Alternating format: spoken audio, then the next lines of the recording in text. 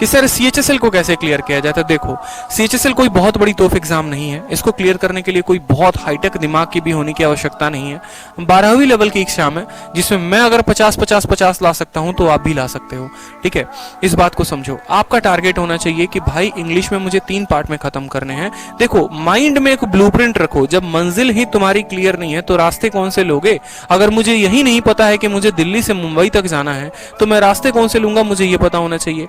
तो पहले आप अपने मंजिल को डिसाइड करो कि भाई मुझे सीएचएसएल क्लियर करना है या मुझे सीजीएल क्लियर करना है।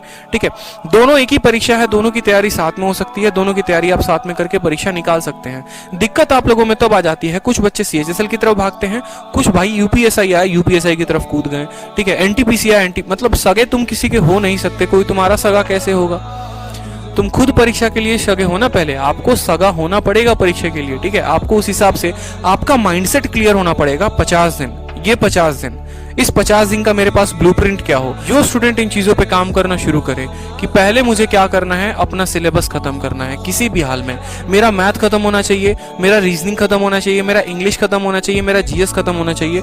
दूसरा बात, सिलेबस खत्म करने के साथ साथ वो प्रैक्टिस भी करना शुरू कर दे।